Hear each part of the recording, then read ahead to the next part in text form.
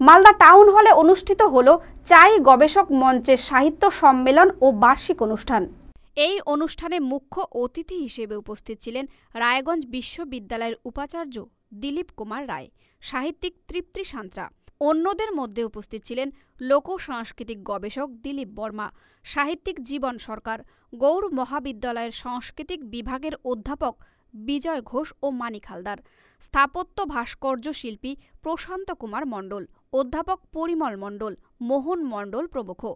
আয়োজকরা চাই সমাজের নিজ নিজ ক্ষেত্রে কৃতি 23 জনকে চাই জ্যোতি সম্মানে ভূষিত করেন।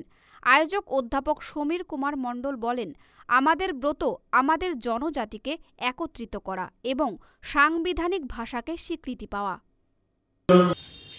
যে উত্তর দক্ষিণ দিনাজপুর জেলা, যে অবিভক্ত পশ্চিম দিনাজপুর জেলা, মালদা জেলা, আমাদের মুর্শিদাবাদ জেলা এবং নদিয়া জেলা,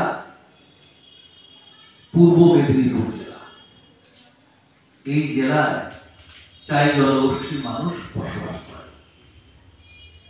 2011 সালের সেন্সাস